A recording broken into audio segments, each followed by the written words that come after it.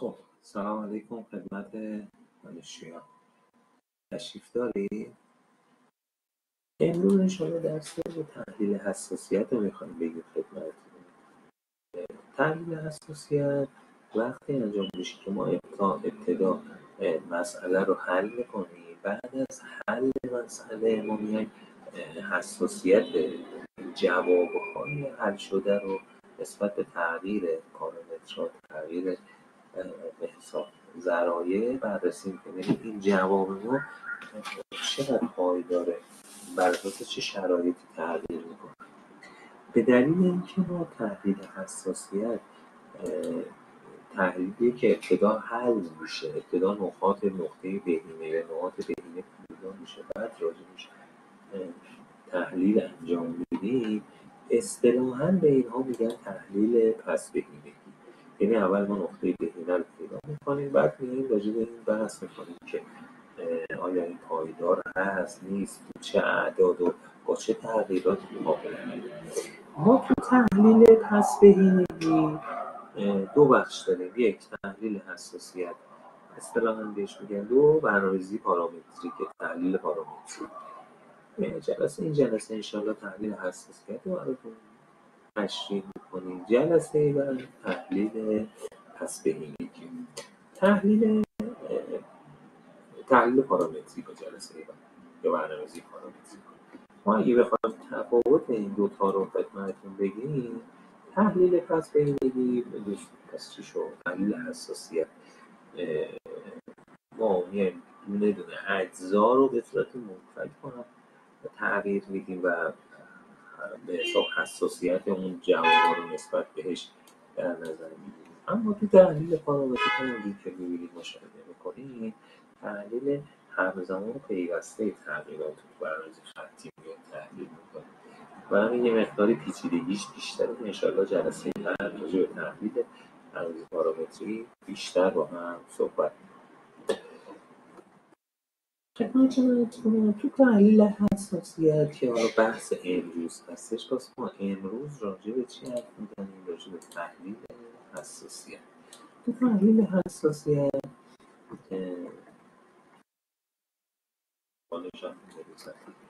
ما تغییراتی که تو مدل برنامه‌ریزی انجام میدیم شامل تقریبا میشه گفت 4 مرحله است که دونه دونه به حساب تحلیلامون رو راجع به این 4 مرحله میگیم. اولا ما ابتدا جلسه تحلیل حساسیت رو به روش ترسیمی مقداری توضیح میدیم. بعد انشاءالله در انتهای جلسه تحلیل حساسیت رو به روش فرمولی یا با پارامترهای ریاضی انشاءالله حل می‌کنیم. وقتی تحلیل حساسیت به صورت ترسیمی می‌خوایم بگیم، پس باید اولا خطی که هست برنامه‌ریزیمون خطی، اصطلاحاً مدلمون حیفیه. دوم که ما x و x1 و x2 داریم، یعنی x و y داریم یا x1 و x2 داریم. چرا؟ چون ما که فضای روبودی ترسیمی فضامون باید فضای روبودی باشه. خدمتتون عرض کنم پارامترهایی که ما در نظر میگیریم راجبش تحلیل بخوایم بکنیم شامل 4 مرحله هستش. این مراحل رو من خدمتتون میگم. خب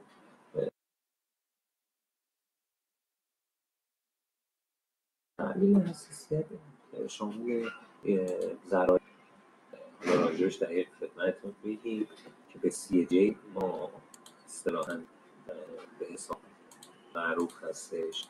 پس ما ابتدا CJ ها رو بررسی میکنیم. بعد از اون انشاءالله مقادیر سمت راست که BA یا اصطلاحاً اگه یادتون باشه ما به BA خدمتتون قبلا تو تحقیق یک اصطلاحاً میگفتیم RHS ها. بعد خدمتتون عرض کنم ضرایب فنی تابع‌های تو به حساب روابط محدودیت‌هامون، محدودیت‌های کار کردیمون میایم ضرایب اونها رو حساسیتش رو بررسی میکنیم. تو مرحله آخر هم یه سری محدودیت‌ها رو میتونیم یه سری به حساب محدودیت‌ها اصلا کم یا زیاد کنیم. حالا اصطلاحاً تو اینجا میگیم زیاد کنیم، ولی یه سری محدودیت رو میتونیم کم کنیم. این محدودیت کم بشه حساسه به این موضوع یا نه. خب من طبق یک مثال براتون این مرحله رو انجام میدم، انشالله براتون صحبت میکنیم و انشالله متوجه میشیم. اول ببینیم یه مقداری توضیح بدیم، شاید فراموش کرده باشن برخی از دوستان. ضرایب تابع هدف CAG مثل چی؟ مثل تو این تابع اینجا میشه 3، اینجا پایین بکشم بهتر، اینجا این 3 یا 2، یعنی CAG ما این چی بود؟ این 3 و 2 ها بود CAG ما. BI های ما چیا هستن؟ اینجا 100، 80، 40. A آیوجه اینجا 2، 1. بذار ما یه خرید با یه رنگ دیگه بکشم. پس این شد. این خدمتتون عرض کنم با مثلا سبز میکشم. آیوجه هم میشه این 2، 1 ها، 1 اینجا، یک، این 1 x 1. پس ما دونه دونه هر کدوم از این مراحل انجام میدیم. حالا چهارم هم اینه که ما یه محدودیتی اضافه کنیم یا یه چیزی بهش کم کنیم، اضافه کنیم، ببینیم چی جور میشه. خب ما پس این این به حساب مسئله رو در نظر میگیریم، راجع به این مسئله با هم صحبت خدمتتون عرض کنم. مراحل رو به تیکه حل کنم. خب من اینجا برای اینکه اون رو خیلی نخوام زیاد وقتتون رو بگیرم، یادتون باشه تو روش ترسیمی میتونستیم این تابعی که براتون نمایش دادم رو رسم کنیم، چون تابع هدفمون به حساب x1 و x2 داره، محدودیت همون هم x1 و x2 داره، محدودیت دیگه‌ای نداریم. خب پس با روش نقطه راوی خطای محدودیت رو رسم میکنیم، اشتباهات رو میگیریم و نقاط گره رو که یادتون باشه حل میکردیم و تا به حساب به دست می‌آوردیم. الان ببینید مثلا تابع x1 مساوی 40، این خط عمود، این یکی محدودیت 1 ماست، این یکی 80 که از محدودیت 2 ما هست و بقیه. این میشه اشتراک ما. نقاط گره ما تو اینجا میشه یکی نقطه A، یکی نقطه B، C، اینجا و اینجا. بعد که تابع رو ما حل میکنیم، مسئله ما جواب بهینه ما تو قسمت B قرار میگیره. تو قسمت من براتون میگم جواب بهینه ما نقطه B میشه با این مختصات نقطه B اعلام میشه.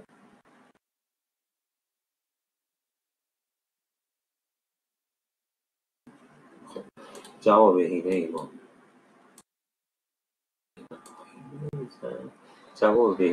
ما میشه x1 مساوی 20، یعنی x1 ما 20، x2 ما 60، z ما میشه 180. این نقطه این فرض کنید تا این مرحله که ما به از اینجا میخوایم بررسی کنیم که این تابع هدف ما قسمت یک ضرایب تابع هدف ما تغییر که بکنه، جواب بهینه ما چقدر تغییر میکنه و یا تغییر میکنه یا نه. خب پس ابتدا می‌ریم چیکار میکنیم؟ ابتدا مرحله اول چی بود؟ تحلیل هندسی تابع تحلیل. پس ما میگیم تحلیل هندسی اثر تغییر در ضرایب تابع هدف، یعنی 3 و 2 رو بخوایم تغییر بدیم، دونه دونه هم تغییر بدیم. ما ابتدا مثلا با 3 تغییر بدیم، تو چه محدوده بازی این زد ما تغییر میکنه یا نه، و نقطه B و به نقطه زد ما تغییر میکنه و بعد دوباره برای 2 دیگه همینطور. حالی که انشاءالله خواهش میکنم خب ما توی نقطه ما ابتدا پس اینو حل کردیم. در تابع هدفمون ضریب x1 رو ما مسئله اول میگیم مثال میزنیم، مثال فرضی. خب میگیم اگر ضریب x1 ما از 3 به 5 افزایش پیدا کنه، تابع به نقطه بهینه ما تغییر میکنه. پس میایم چیکار میکنیم؟ میگیم اگر ضریب x از 3 به 5 افزایش پیدا کنه، تابع هدف ما چی میشه؟ تغییر میکنه.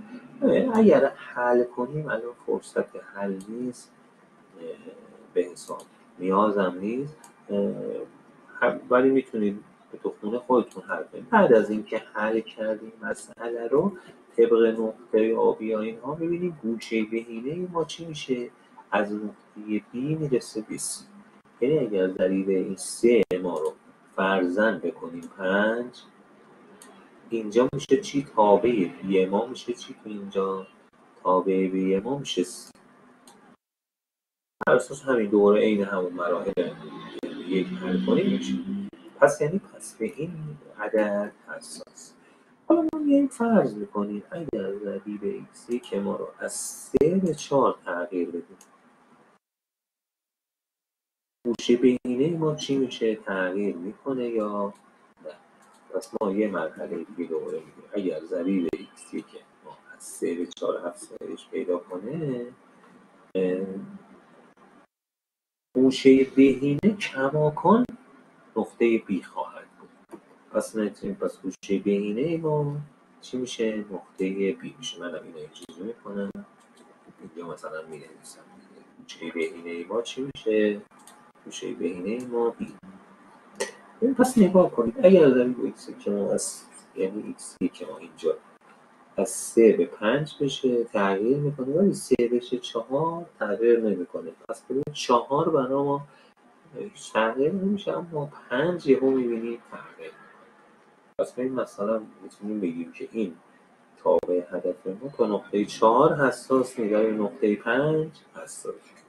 خب حالا اینه به صورت یه مثال برای اینکه ما ببینیم که این گوشه این تابع هدفمون به ضریب x به چه عددی حساس هست و چه عددی حساس نیست، میایم این مراحل رو انجام میدیم. ما اصطلاحاً میایم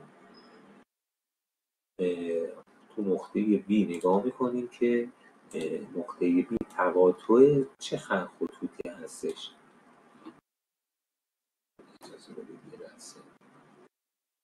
نقطه B ما میبینیم تقاطع خط محدودیت اول و محدودیت دوم هستش. ببینید اینجا نگاه کنید نقطه B ما، نقطه B ما محدودیت اول و محدودیت دوم. برای اینکه ما ببینیم به چه عددهایی حساس هست نقطه B ما، یعنی شیب خط رو پیدا میکنیم. شیب خط اول، تابع خط رو می‌نویسیم، x2 رو یه طرف میبریم، x1 رو عددش یه طرف دیگه، این منهای 2 ما میشه شیب. پس این شیب خط محدودیت هم. برای من به حساب فرمول محدودیت دوم هم می‌نویسیم، مساوی 80 قرار بدیم که 80 هست بشه 80 قرار بدیم. می‌بینیم که m ما میشه چی؟ x2 رو نگه می‌داریم که برگرد به طرف راست، m ما میشه منهای 1. خب بعد از این مرحله میایم چیکار میکنیم؟ تابع هدف رو می‌نویسیم 3x که علاوه 2x2 مساوی عدد دلخواه قرار. بعد x2 رو نگه می‌داریم و میبریم طرف دیگه، x2 میشه چی؟ این منهای 3 دوم ما میشه چی؟ شیب خط.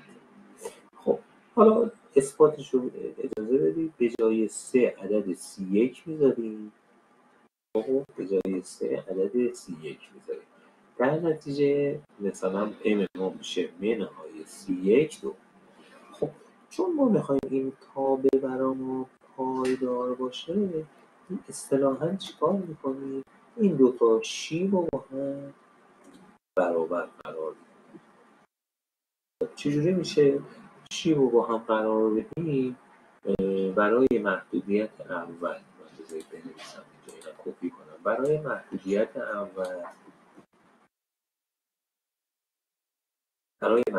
اول C1 دوم این کلش میگیریم مساوی منهای 1. برای محدودیت دوم منهای 1 برای محدودیت دوم میشه چی؟ منهای C1 دوم مساوی منهای 2 میشه چند؟ مساوی C1 میشه 4.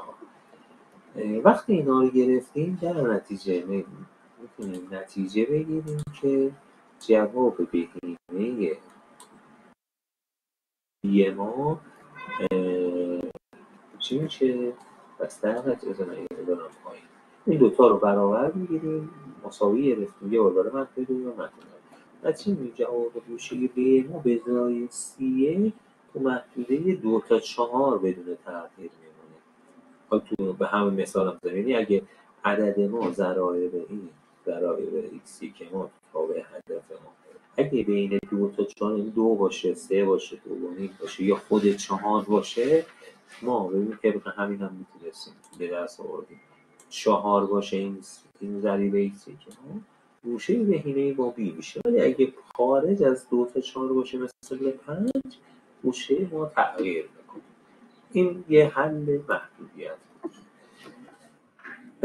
خب این برای حل. حالا برای مراحل بعدی هم نگاه کنید. ما این برای قسمت اول، این برای ضرایب. همینطور ما بی آی ها رو اگه تغییر بدیم جواب بهینه ما تغییر میکنه. یکی دو تا مثال هم تحلیلی براتون صحبت کنیم. اول جا بیفته، بعد انشاءالله به صورت فرمولی اصلا محاسبه این روش رو دقیق‌تر با هم بررسی می‌کنیم. پس قسمت دوم ما میشه تحلیل هندسی اصلا در مقادیر سمت راست یا RHS یا بی آی های. خب من اول سوال خاصی که نه. خب توی این قسمت ما میگیم چی؟ ما محدودیت اولمون 100 فرض میکنیم اگه به جای 100 مثلا بشه 120 یه عدد بین‌خواه دیگه. ما محدودیتمون رو طرف راست محدودیت رو تغییر. اگر تغییر بدیم به ما 100 بود کردیمش 120 یعنی تقاطع ما به اصطلاحاً میشه چی؟ دی میشه. اینجا ما بی بود اینجا میشه دی. نگاه کنید اشتراک ما میشه چی؟ میشه این من اشتراک جدید ما میشه اینجا. قبلا ما محدوده ما چی بود؟ اشتراک ما اینجا بود، نارنجی خیلی قشنگ. الان نگاه کنید ما به اندازه BCD افزایش محدوده داریم. خب اگر ما مسئله رو ادامه بدیم حل کنیم نتیجه میگیریم که بعد از حل اینها نتیجه میگیریم که گوشه بهینه ما از B رسیده به D. یعنی اگر ما اینجا تو این مثال این 100 رو بکنیم 120 دیگه گوشه بهینه ما B نمیشه. محدوده اولا محدوده جواب شدنی ما افزایش پیدا میکنه و گوشه و جواب بهینه ما B میشه D. جواب بهینه ما D هستش. خب برعکسش هم همینطور ما کوچیک‌تر بکنیم جواب بهینه ما تغییر میکنه. این هم قابل حل هستش. خب خیلی نمیخوایم روی اینها تمرکز کنیم. کار چیز سختی هم نیست. یعنی میتونیم دونه دونه همه رو محاسبه کنیم. و عددش هم میتونیم به دست بیاریم که تو چه رنجی هستش. با نقطه یابی با درونیابی میتونیم به دست بیاریم. خب من همین سوم ما گفتیم چی؟ ضرایب رو تحلیل بدیم. پس ما این تحلیل هندسی تاثیر تغییر ضرایب در ضرایب فنی.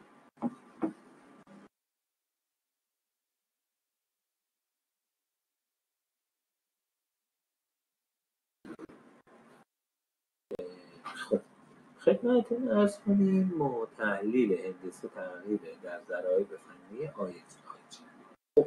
توی این مرحله کجا رو میخوایم تغییر بدیم؟ ببینید ما قسمت سوممون چی بود؟ تعریف فرایض فنی جواب بهینه آیت‌آی‌جی. این 2 1 اینجا ایکسی اینجا ایکس یکش ضریبش 1 اینجا 1 اینجا 1 اینها رو مثلا تغییر بدیم. تو جواب بهینه ما ببینیم مثلا نقطه بی ما کماکان نقطه بی هست یا نه. خب برای این کار چیکار میکنیم؟ این هم میتونیم دونه دونه ضرایب رو تغییر بدیم. دوباره مسئله رو از اول تغییراتش رو حل کنیم. ببینیم جواب بهینه ما تغییر میکنه یا نه.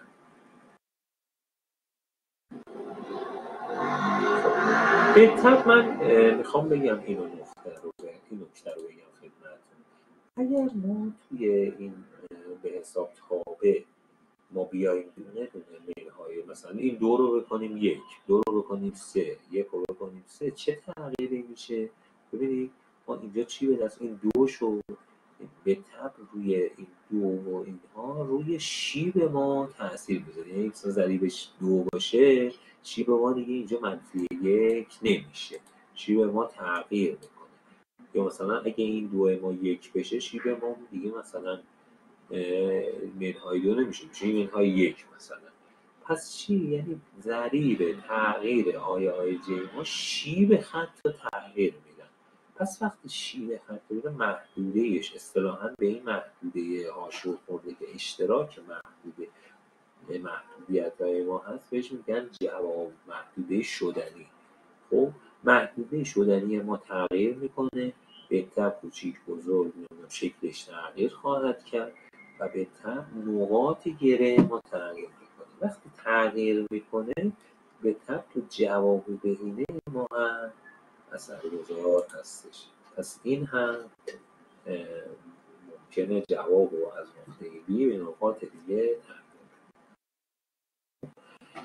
قسمت نهایی موضوع ما چی بود؟ تحلیل هندسی به حساب اثر تغییر محدودیت‌ها بود دیگه. یادتون باشه ما تعداد محدودیت‌ها رو کم کنیم یا اصلا یه اصطلاحاً محدودیت جدید به وجود بیاریم. پس قسمت بعدی ما تحلیل هندسی اثر افزایش محدودیت‌های جدید. خب اولا این اصطلاح LP رو قبلا راجعش صحبت کردیم، یعنی برنامه‌ریزی خطی. ما گفتیم افزایش محدودیت بدیم. وقتی افزایش محدودیت بدیم اصطلاحاً ما 2 بخش میتونیم به 2 بخش تقسیمش کنیم. یکی از اینها اولا که من حالا اینجا براتون کپی هم میکنم. اولا که ما محدودیت اضافه کنیم توی این به حساب محدودیت ها، ممکنه محدودیت جدید هیچ تأثیری بر جواب بهینه و ناحیه موجه نداشته باشه. در این صورت یک محدودیت زائده که اصطلاحاً اینجوری میشه. مثلا فرض کنید من یه بار دیگه شکل اولی رو براتون بکشم. ما مسئله اولی فرض کنید ترسم یه محدودیت جدید دیگه. مثلا من اینجا با این خط مثلا من یه خط عمود دیگه اینجا میکشم، اینم همه به این سمت باشه. این محدودیت زائده، کمکی نمیکنه. یا مثلا یه خط اینجا بکشم، یه خط اینجوری بکشم، اینها محدودیت ها هیچ کمکی فضای ما کماکان ناحیه شدنی ما نهایت ABC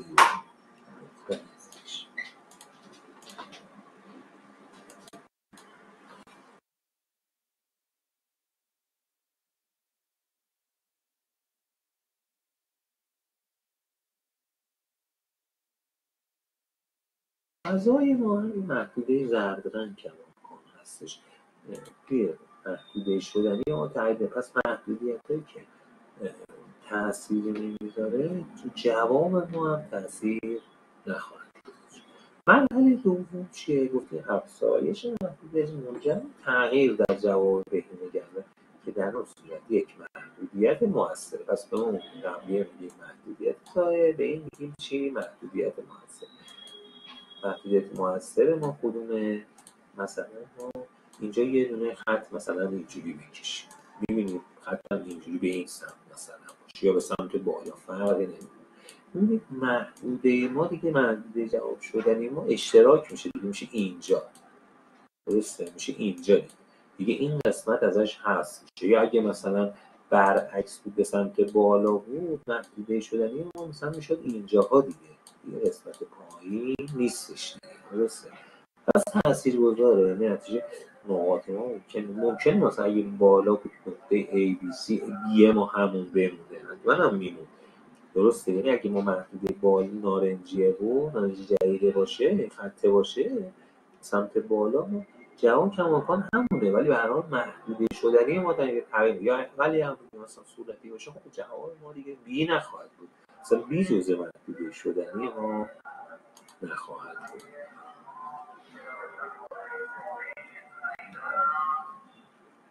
نمیشه گفت آقای آریا حتما بیشتر میشه. شیر تابه باید ببینیم چیزی میشه که تقاطع اینها بررسی کنیم که ببینیم اشتراک ها بیشتر میشه یا کمتر. اصطلاحا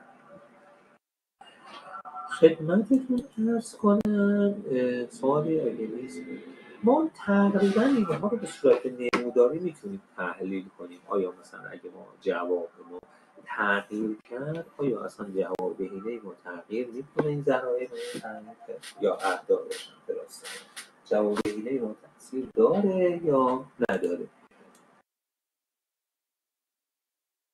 خب کاربردش رو من توضیح بدم. مثلا شما یک کارخونه، مثلا هر چی، من توضیح ذهن ندارم دوستان شغلشون چیه، فرض کنید کارخونه تولید مثلا کیف و کفش، شما ایکسی که ما کیف، ایکس توی ما مثلا کفش، ضریب سوددهی ما چند، 2.1 که 3.2 که بود، ما میاییم مثلا محدودیت جدید به وجود میاریم، مثلا ببینید تو تولید ما تاثیر میذاره یا نه، یا مثلا تعداد تولید ما، ذرایع تولید ما کدومه، مثلا کدوم هست. اگه ما مثلا مقدار تولید ضریب مثلا سود کفش ما بیشتر بشه، آیا اون سود کلی ما افزایش پیدا میکنه یا نه، تاثیر کمتری داره. اینها میشه چی؟ مسائل کاربرد که خیلی اتفاقا تو صنعت، زندگی فوق‌العاده مهمه.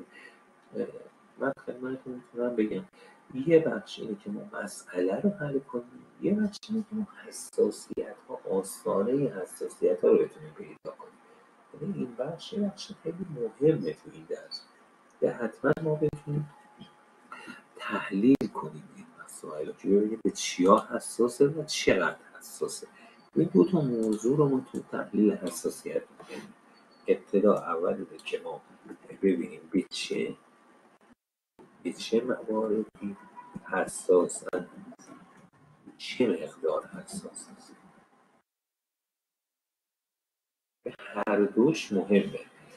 خب حالا تو اینجا که حتما به همه موارد، اون قسمت اول همه موارد برخی از مسائل، ولی که این چه مقدارم مهمه، این دو تا رو حتما در نظر داشته باشیم.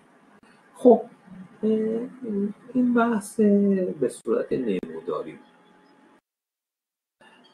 خدمتتون هستم. خب به تبع میتونیم اینو تعمیم بدیم اصطلاحاً به فضاهای غیر حساب دو متغیر که دو بعدی بشه، فضاهای n متغیر تصمیم بشه که مثلا فقط x1 و x2 داشته باشیم، میتونیم x های بیشتری مثلا x3 داشته باشیم، x4 داشته باشیم و اینها.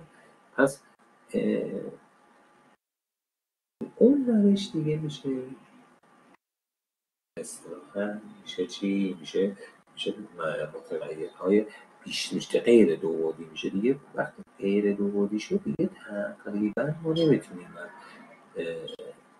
از اصطلاحاً ترسیمی رسم کنیم، باید مجبوریم چیکار کنیم؟ از روش های سیمپلکس حل کنیم. تا اینجا تقریبا ما خواستیم یه فضای کلی از حساسیت، از این به بعد دیگه میره بسته بحث های سیمپلکس. این فضا وقتی از دو بعدی بیشتر میشه، ما حلمون وارد حل‌های سیمپلکسی میشه و تحلیلمون هم تحلیل‌های سیمپلکسی و پارامتری به حساب تحلیل فرمولی میشه دیگه نمیتونیم به این راحتی، البته اونم میشه تو سیمپلکس، ولی ما هم یه خورده فضا رو راحت تر کنیم، فرمولش کنیم. از اینجا بحثمون یه مقداری جدی میشه. اگر سوالی نیست یه 5 دقیقه 10 دقیقه استراحت بکنیم و وارد فضاهای سیمپلکسی و چند بعدی بشیم.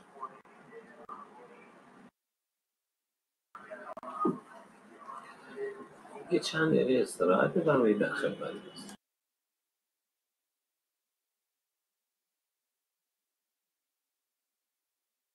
خب سلام مجدد. صدا من میاد انشاءالله؟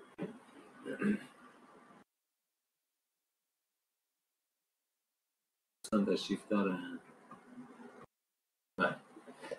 خدمتتون عرض کنم بحث بخش دوم ما تحلیل حساسیت در توابع و هدف و محدودیت‌ها که ما بیش از دو تا حساب بیش از دو بعدی بود، یعنی مثلا محدودیت‌های x1 و x2 و x3 به بالا بود، همین به روش ترسیمی قابل حل است. برای همونطور که تو تحقیق یک حضور ذهنی داری، محدودیت‌ها رو به روش ابتدا خود مسئله رو به روش سیمپلکس حل می‌کردی، بعد به روش چی؟ به روش فرمولی انشاءالله میخوایم تحلیل حساسیت. برای این روش هم هست ما به حساب تعمیم روش نقدی اصطلاحاً بهش. ما طبق سنوات قبل درس قبلی ما با یک مثال جان بهتون توضیح بدیم. ما یه تابع یه مسئله داریم که تابع هدفش ماکسیموم z3x که به علاوه 2x2 و علاوه 5x. به طبع فضای سه متغیره سه‌بعدی میشه و حل به صورت ترسیمیش نمیاد غیر ممکنه بود فضاشون سه‌بعدیه آخر حدس نیست.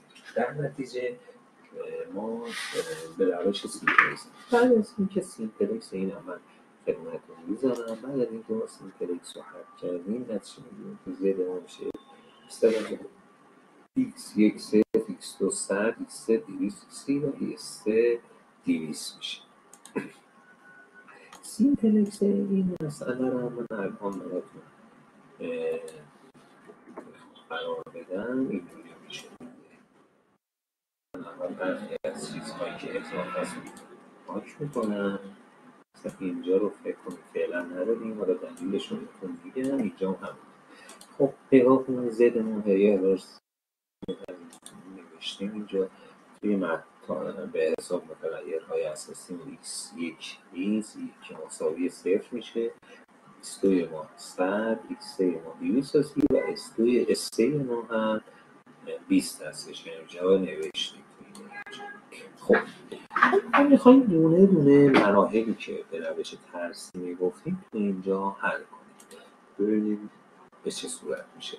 ابتدا میایم چی میگیم؟ میگیم که حساسیت ها نسبت به ضرایب CI ها کوچیکش بکنم. پس ما حساسیت نسبت به تغییر در کاهش یا افزایش ضرایب سودآوری تابع هدف. اصطلاحاً این نکته رو قبلا بکنم توضیح بدیم که اینا میگن ضرایب سودآوری. ما زدمون تابع سود ما، چون ماکسیمومه، وقتی ماکسیموم میشه سود میشه، مینیمم اصطلاحاً هزینه. کاهش ما هزینه رو میخوایم کاهش بدیم، سود رو میخوایم افزایش بدیم. پس ماکسیموم زدمون میشه 3x1، این میشه 3 2 5. اینا میشن چی؟ ضرایب سودآوری. اینها رو وقتی بخوایم افزایش بدیم، ببینیم تابع هدف ما، نقطه بهینه ما از این نقطه تغییر میکنه یا نه. اولین مرحله بود ضرایب تابع سودآوری. اولی مثلا این 3 رو ما بخوایم بکنیم 5، بکنیم 6، بکنیم 2، ببینیم این زد ما تغییر میکنه و چه عددی میشه. خب سوال اینه بود اگر ضریب سودآوری متغیر ایکسی که ما از مقدار 3 به 6 افزایش یابد، اثرات این افزایش رو بررسی کنیم. یعنی ما این 3 رو بخوایم چند بشه؟ 6 بشه. ببینیم تغییر میکنه یا خب تقریبا توی این مراحل یه فرمول داریم. فرمولمون چیه؟ اصطلاحاً ما یه همچین فرمولی برای محاسبه تغییر زد جی منهای سی جی مساوی وای آی جی منهای سی جی جدید. خب این قسمت طرف راست میشه این عددی که ما به دست میاریم. قسمت دوم محاسبات میشه. دونه دونه توضیح میدیم. ما یه آیه ما بهش میگیم قیمت سایه. اول تعریفش رو میگیم از کجا میاد. قیمت سایه که همون مقادیر عددی به دست آمده در سطح به جدول نهایی مشخصاً زیر متغیرهای کمکی است. خب جدول نهایی ما اصطلاحاً آیه ما میشه چی؟ میشه این سه تا عدد میشه متغیرهای کمکی. خب آیه جی میشه چی؟ میشه ضرایب فنی مورد نظر به صورت ستونی در ردیف محدودیت‌های مسئله.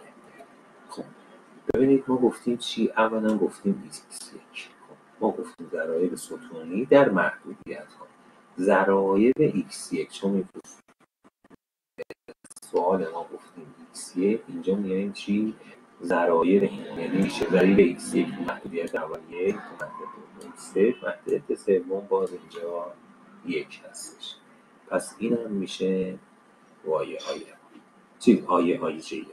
خب سی جی ما میشه چی؟ میشه ضریب متغیر مورد نظر در صورت مسئله در تابع هدف که اگر سی جی را تغییر بدیم و رابطه تحلیل حساسیت را اعمال نماییم مقدار به دست آمده همان عدد زیر متغیر x1 در سطر z است. خب این سی جی چیه؟ سی جی همین عدد 3 یا 6 که گفتیم میخوایم به دست بیاریم. مطمئن کنم.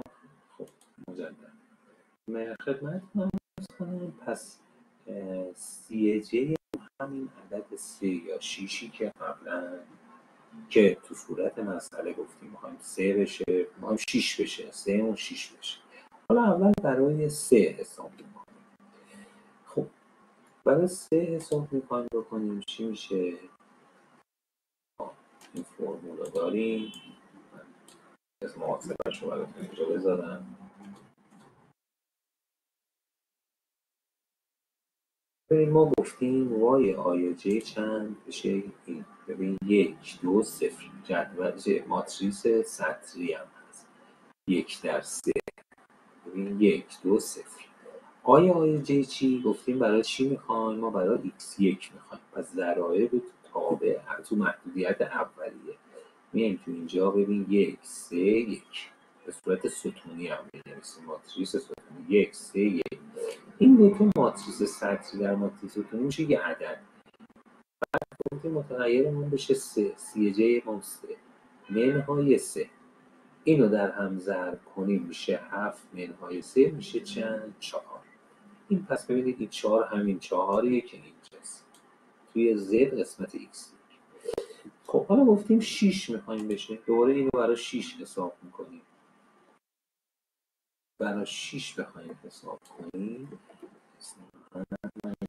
میذارم دیگه. ببینید 1 2 0 1 3 1 هم که هر دو x1 فرق نمیکنه فقط ما به جای این 3 میذاریم چند؟ 6. 6 این میشه 7 منهای 6 میشه چند؟ 1. پس اینجا میتونیم بذاریم به جای 4 بذاریم چند؟ 1. این الان ماتریس این الان سیمپل حضور ذهن داشته باشیم. ما قبلا گفتیم توی سطر Z وقتی همه اعداد 0 و 1 هستن ماتریس ما سیمپلکس ما تحلیلی نیاز به ادامه مراحل نیست. قبلا 4 بود مثبت بود همه مثبت بود تموم شده بود. الان 1 هم هست باز هم سیمپلکس ما تغییری نمیکنه. پس جواب نهایی ما کماکان 1350 هستش. اوکی.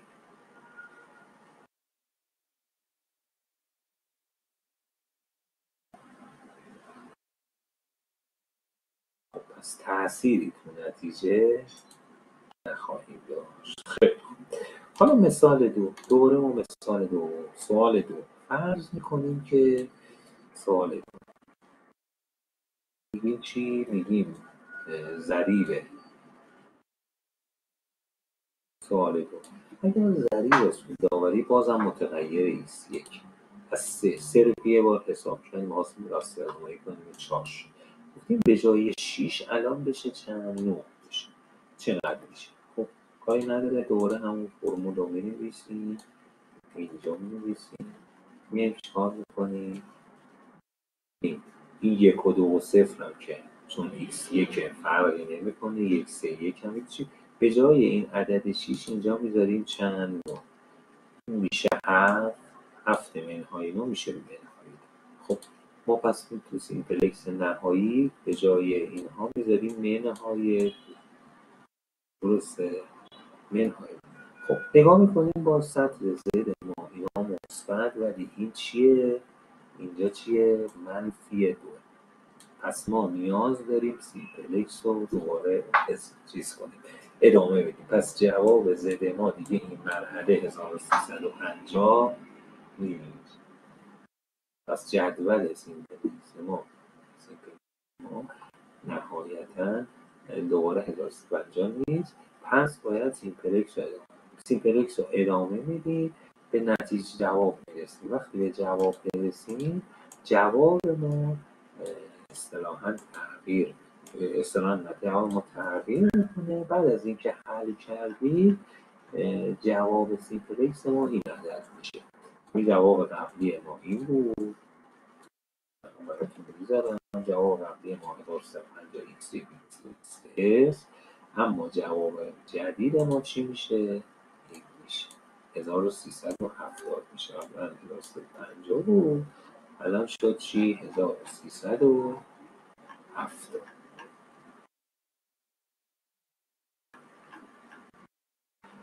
خب و به طب ما متغیر x1 ما 0 بود، الان x1 ما 10.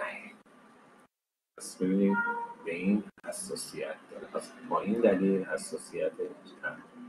خب بریم دوباره یک مثال دیگه، حلش هم خواستید براتون میذارم، میتونید حل کنید.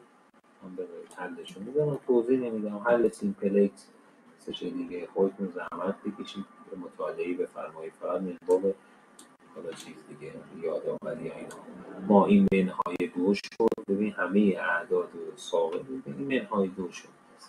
این تغییر میکنه. ببینید اینجا این جدول منهای 2، این منهای 2. خب به طب این منهای 1 2 2 و 1 4 اینهاش که تغییر نمیکنه. اینجا همینطور همه رو میذاریم.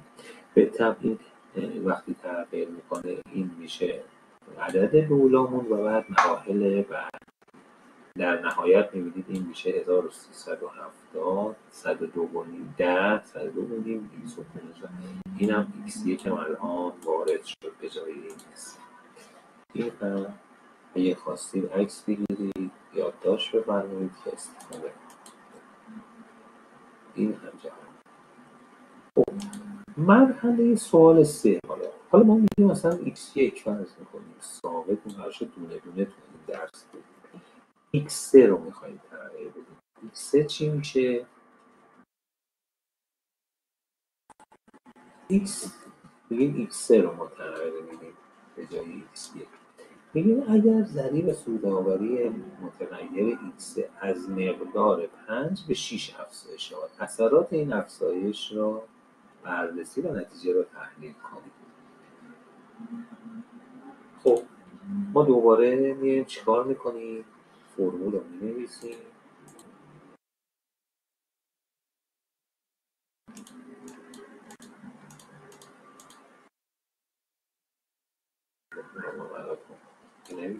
میایم اینجا فرمول رو مینویسیم. Z3 منهای C3 میشه وای آی این که هیچی. خب اول میایم این که ثابت که همون متغیر های اساسی این که هیچی، فقط میمونه این ستون. ما چون x گفتیم ضرایب x رو به صورت ستونی می‌نویسیم. توی فرمول اولیه ضرایب x اینجا 1 2 اینجا 0. پس 1 2 0.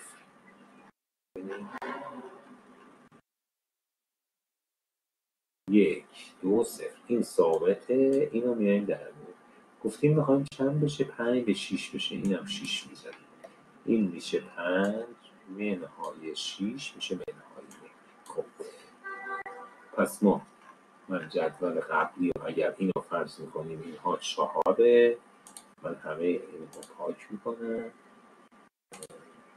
این که همون 4 باقی میکنه. درسته؟ پس ما اینجا می نویسیم همون 4 قبلی به جای x3 میرسیم چی؟ منهای 1. نگاه کنید این 4 0 1 2 0 این باز منفیه، پس باید سیمپلکس رو 1 پس این 1350 سیمپلکس رو 1 مرحله دیگه باید حل کنید تا اینجا منفی نداشته باشه. درسته؟ خب پس سیمپلکس رو جواب نهایی ما دیگه 1350 نیست، پس ما سیمپلکس رو 1 مرحله دیگه حل میکنیم. حلش هم براتون میذارم و بعد از اینکه منهای 1 شد حل میکنیم. جواب نهایی ما میشه 1580. بقیهش هم دیگه خودتون باید زحمت بکشید. پس جواب نهایی ما دوباره تغییر. خب این از اینجا. انشالله که سوالی نداشته باشید.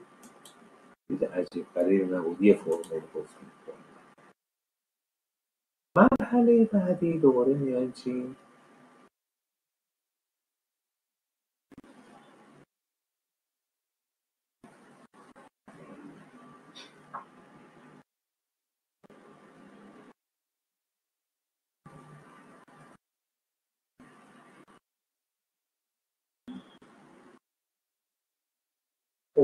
یه نکته توی این مرحله هست، نمیدونم حالا میخوام فقط گمراه نشید دیگه. ببینید ما اینجا الان شده -1. نگاه کنید تو اینجا ما x داریم، تو فقط هم یه منفی داریم.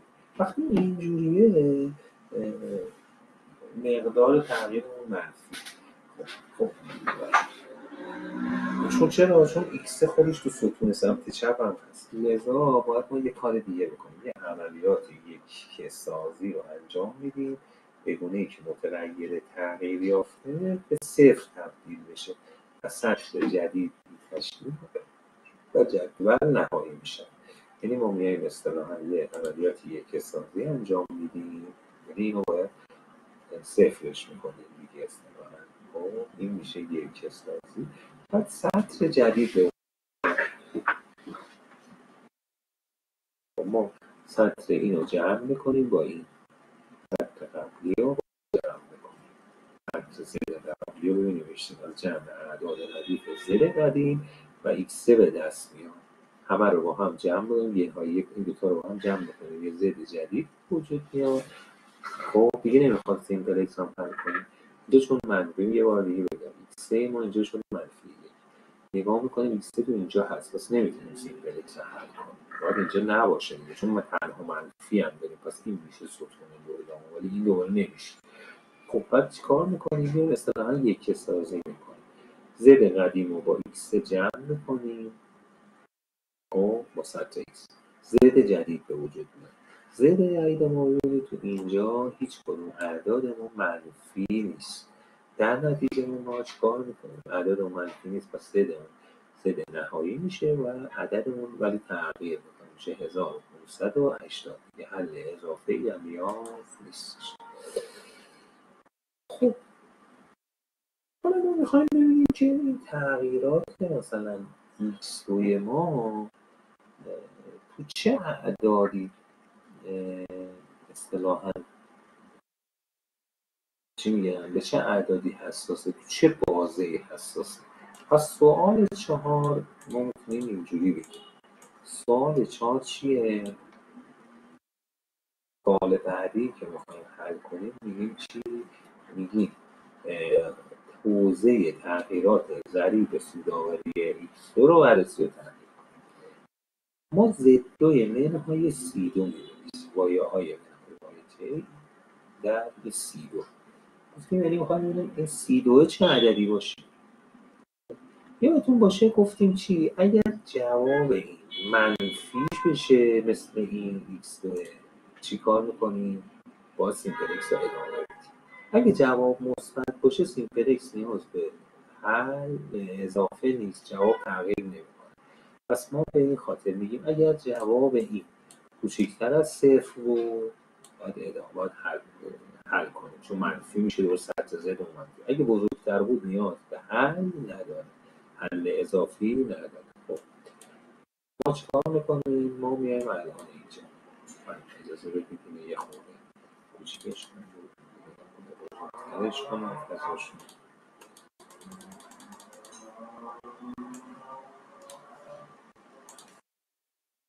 خب میایم حل میکنیم. ولی این دفعه برای C2 ما چی بود؟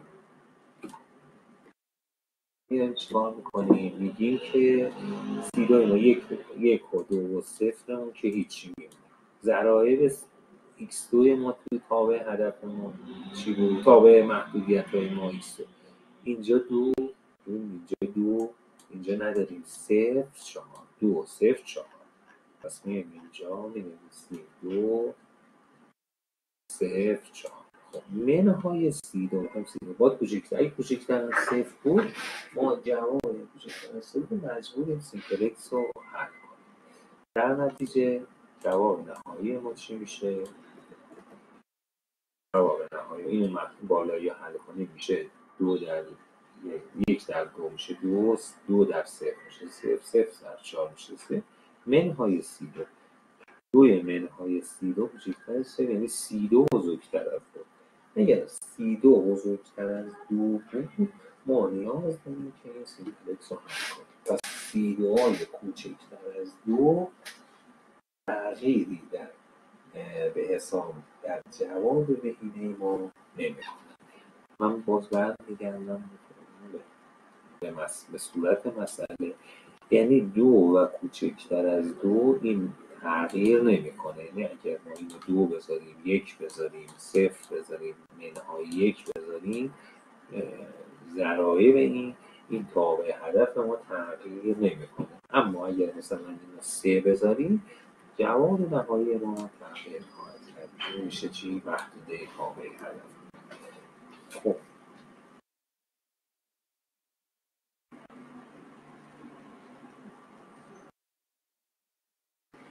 احسن. حالا میخواستم این هم براتون بنویسم. پس ما جواب ما این میشه چی؟ یعنی C2 بین 2 و بی تا بی نهایت برامون تابع جوابه، یعنی تغییر نمیکنه. کوچکتر بود تغییر میکنه. درسته. خب حالا توی اینجا ما مسائل دیگه هم میتونیم حل کنیم دیگه. ما میتونیم تغییرات مثلا اصطلاحاً یادتون باشه گفتیم میتونیم اضافه شدن یک متغیر کاهش یا ضرایب اقتصادی، ضرایب کاهش یا افزایش ضرایب فنی پایه‌ها، مثلا ضرایب متغیرها در ردیف محدودیت، کاهش یا افزایش مقادیر منابع مقدار ستون سمت راست. یعنی ما یادتون باشه ستون سمت راست هم رو بهش میگفتیم ستون منابع دیگه. اینجا اینها میشه منابع ما 430 تا از این منبع داریم، مثلا 430 تا داریم. اینا رو میتونیم افزایش و کاهش بدیم. همینطور تو سیمپلکس ها تغییرات همزمانی مثلا این 3-4 تا با هم باشن، حذف یا اضافه کردن محدودیت که همه اینها رو میتونیم که تابع تحلیل حساسیت براتون توضیح بدیم. خب نیازه که اگه بخوایم اینو محدودیت ها رو با هم دیگه حل کنیم که وارد بحث اصطلاح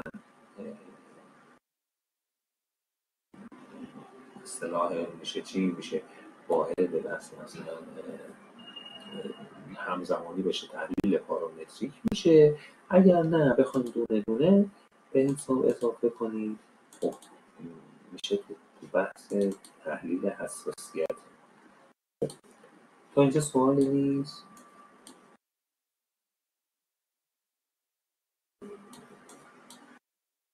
اگر سوالی نیست من ادامه بحث رو خدمتتون.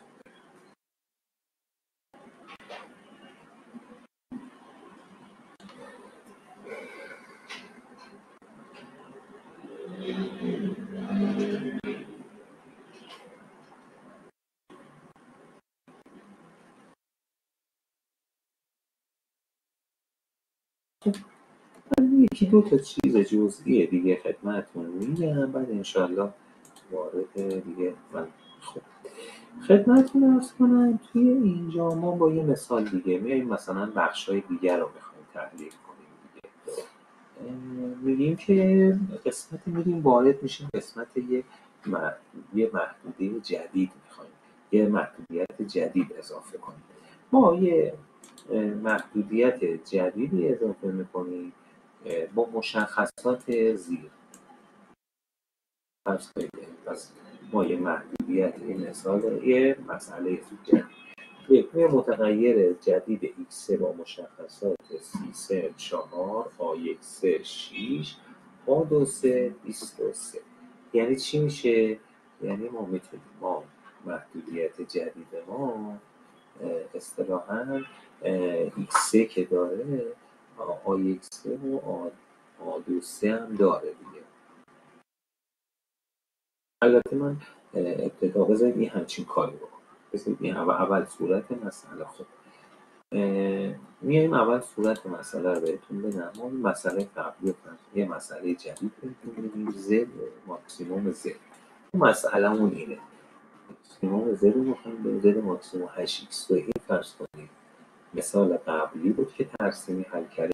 الان یه متغیر جدید x می‌خوایم بهش اضافه کنیم دیگه. پس با تحلیل ترسیمی قابل حل نیستش.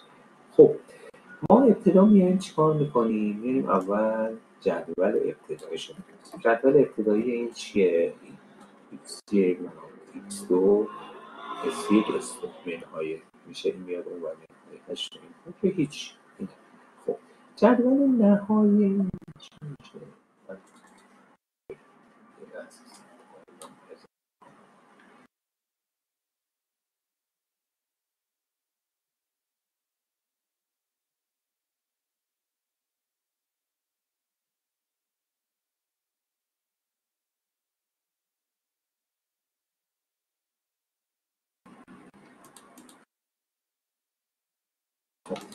جدول نهایی. حالا این جدول ابتدایی بود. جدول نهایی ما میشه یه همچین جدول.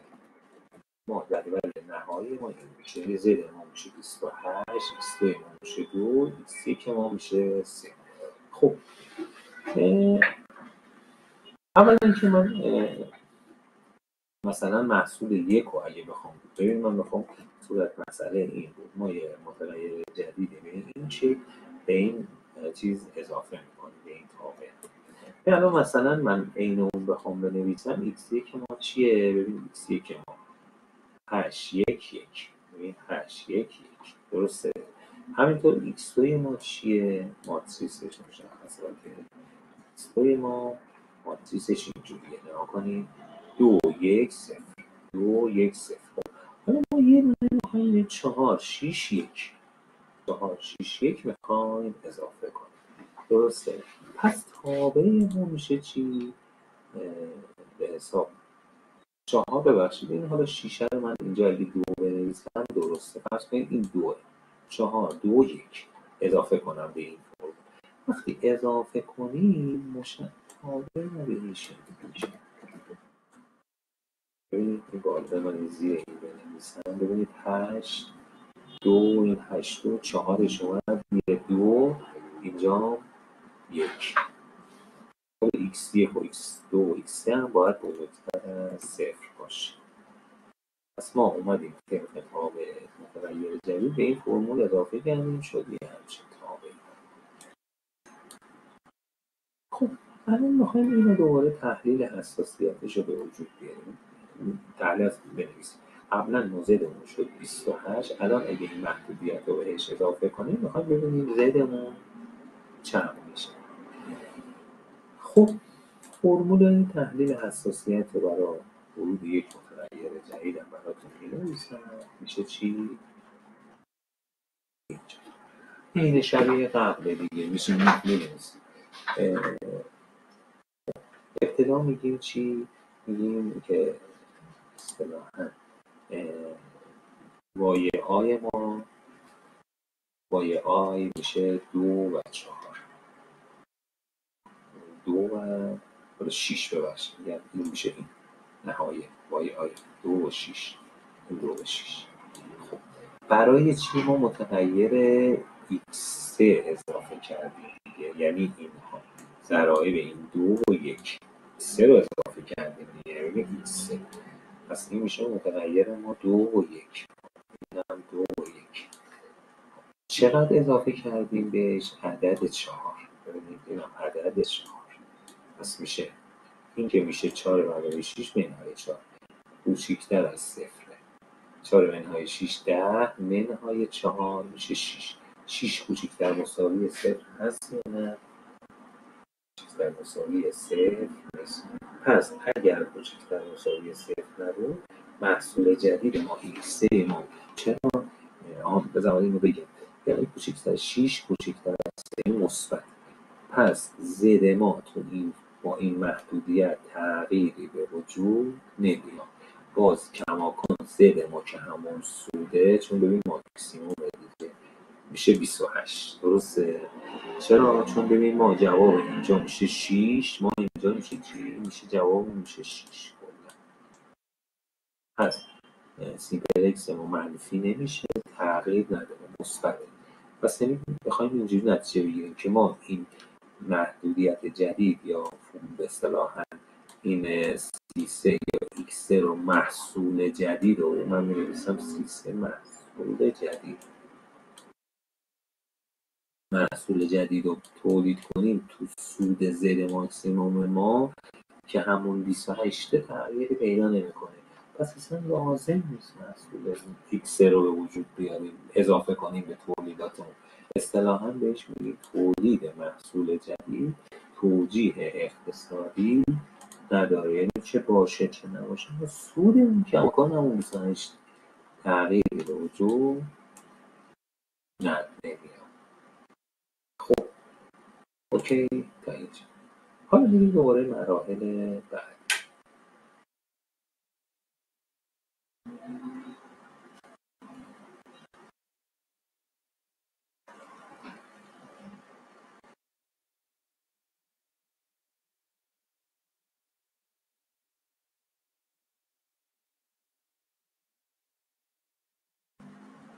خب حالا ما میخوایم بگیم که اصطلاحاً مثل حل بعدی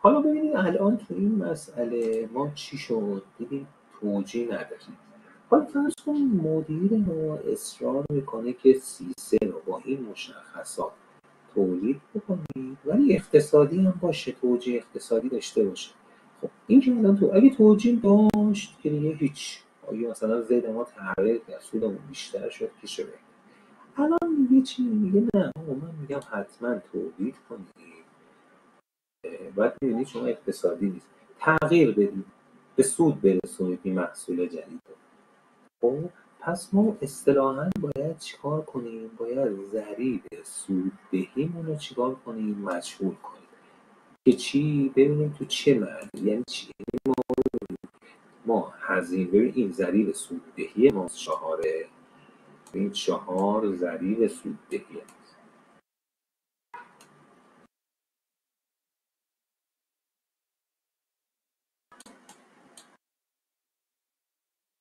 ضریب سوددهی اینها مصرفی‌های هست خب ما محصول سری الان محصول جدید X3 رو با ضریب سوددهی 4 به دست آوردیم که چی تولید اقتصادی است حالا به ما چی میگه میگه باشه این منابع شما منابع مورد نیازه شما ضریب سوددهی قیمت ما مثلا چقدر باشه تا این X3 ما چی بشه سودده باشه اینو برای ما پیدا کن پس چیکار میکنیم میگیم خیلی خوب اشکال نداره دوره از فرمول قبل استفاده میکنیم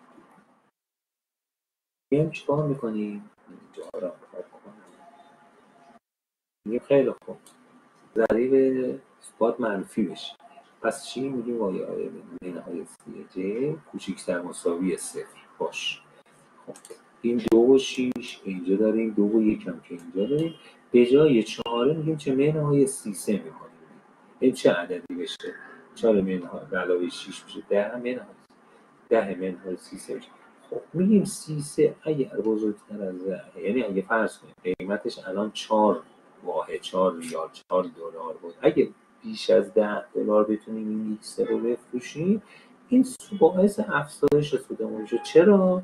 چون اگر بیشتر از یه بار دیگه اگر بیشتر از 10 بشه، این قسمت بخش ما کوچیک‌تر از 0 میشه، در نتیجه زد ما این C3 ما منفی میشه، مثلا یه عدد منفی میشه اینجا.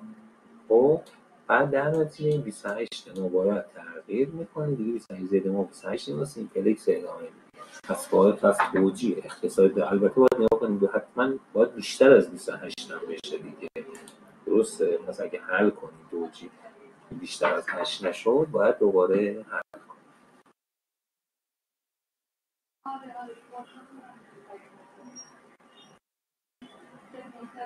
خب حالا یه بار دیگه میگم نه، شما مثلا عدد فروشتون ثابت همون 3 تا، درسته؟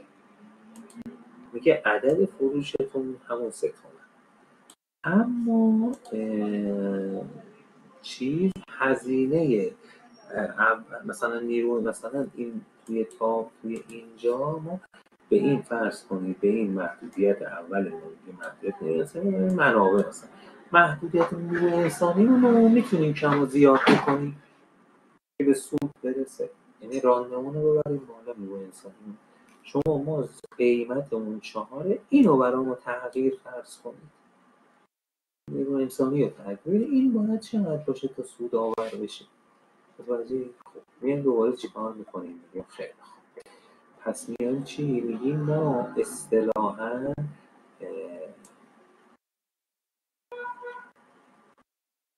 آی 13 ما رو مجهول میگیریم. میایم دوباره چیکار میکنیم؟ میگیم آی 13 رو مجهول، دوباره مثل قبل اینو میایم اینجا میگیم 2 و 6، اینجا آی 13 رو مجهول میگیریم، این 2 رو دلیلش این یکی ثابت منهای 4 سودآوری اونم 4. با دوباره این چی باشه؟ کمتر است. دوباره حل میکنیم، آی میشه آی 13 حل میکنیم، میشه آی 13 کوچیک‌تر از منهای.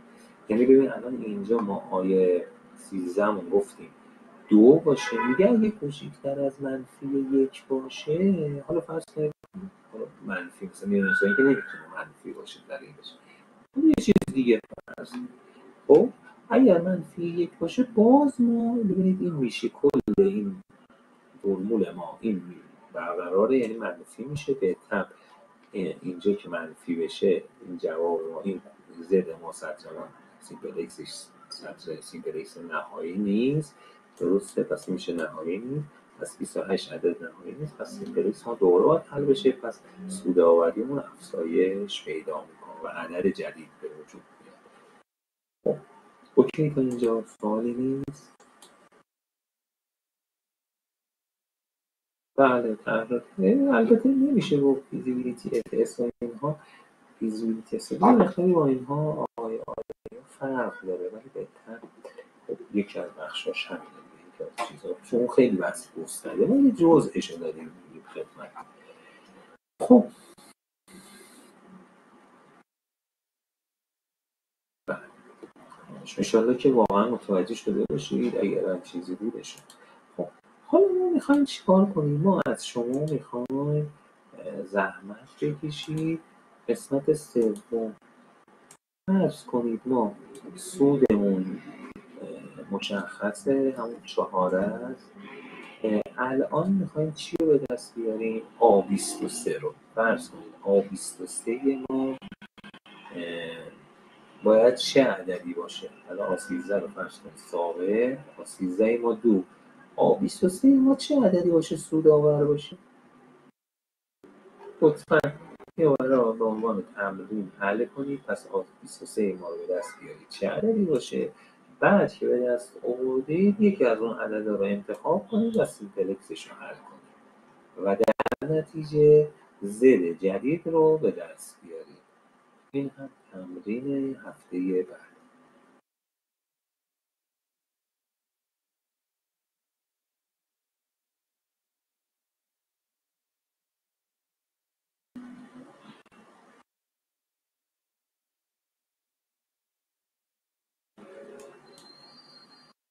پس این هم به عنوان دوستان اگه صحبت خواستی سوال خواستی هست بفرمایید، من در خدمت.